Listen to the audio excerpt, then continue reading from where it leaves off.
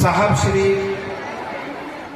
हरिंद्रानंद जी के आगमन के अवसर पर आयोजित विराट शिव गुरु में उपस्थित आप तमाम आत्मजनों के चरणों में मेरा नमन है, मेरा नमन स्वीकार है। आज ये जो भीड़ आप लोग देख रहे हैं ना, ये शिव चर्चा की भीड़ नहीं है, ये साहब श्री हरिंद्रानंद जी के आदमी का भीड़ ये बता रहा है कि हम साहब के आदमी हैं और मरेंगे नहीं तो उन्हीं का आदमी बनते।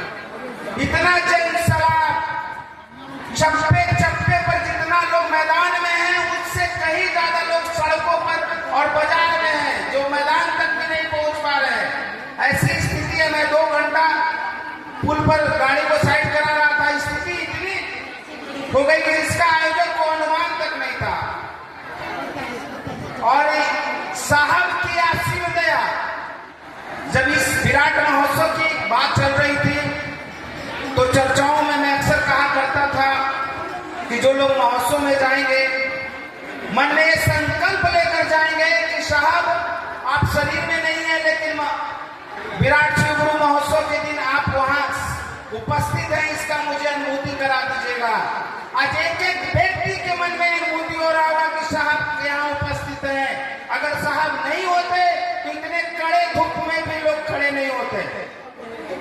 इस बात की गवाही है कि साहब हरिंद्रानंद जी आज भी उतना ही हमारे और आपके लिए चाहते हैं और कल भी उतने रहेंगे जितना कल थे। आज उन्हीं का लगाया हुआ ये बाग बगीचा, उन्हीं की आशीर्वाद से हम और आप शिव की तरफ एक कदम बढ़ने की दिशा में अग्रसर हैं। तो ये दया अगर किसी की है तो महादेव से पहले साहब श्री हरिंद्रानंद जी, ये श्रेय उनको जाता है, क्योंकि महादेव ने नहीं कहा हम लोग से कि हमको गुरु मान लो, कभी नहीं कहा कि 3 सूत्र करो। महादेव ने साहब हरिंद्रानंद जी को चुना और हरिंद्रानंद जी के फौज में हम लोग शामिल हुए। ये मेरा आपका सौभाग्य है। हम आप लोग से एक बात कहकर अपनी वाणी को समाप्त करेंगे कि साहब ने का एक लाइन याद रखिएगा। साहब ने कहा है कि आप कब और कैसे मरेंगे ये तय आप नहीं कर सकते, हम तय नहीं कर सकते हैं, लेकिन हम और आप ये तय कर सकते हैं कि किसका आदमी होकर मरेंगे। ये हमको और आपको तय करने की जरूरत है। तो संकल्प लेंगे इस इटखोरी के मैदान से विश्व के स्तर पर एक संदेश जाना चाहिए कि शिव शिष्टता में सर्वोपरि साहब श्री हरिंद्रानंद जी हैं, दूसरा कोई नहीं है।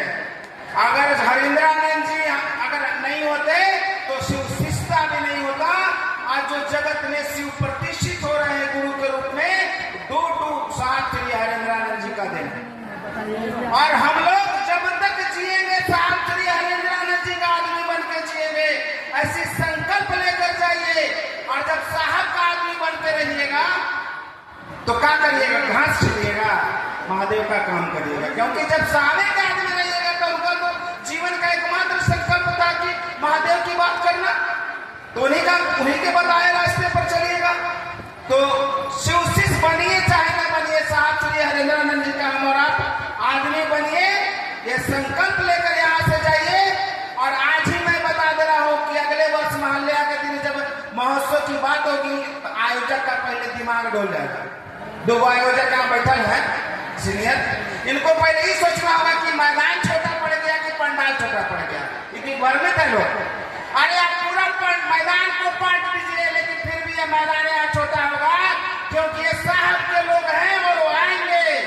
आप कुछ दीजिए चाहे न दीजिए, कोई फर्क नहीं पड़ता है। और जितने लोग हैं महादेव के हैं कि नहीं मैं नहीं जानता हूँ, लेकिन मैं ये जानता हूँ कि हम सब जितने लोग यहाँ उपस्थित हैं साहब श्री हरिंद्रानंद जी का आदमी है। इसलिए एक बार बोलिए हरिंदर की फौज, हरिंदर की फौज।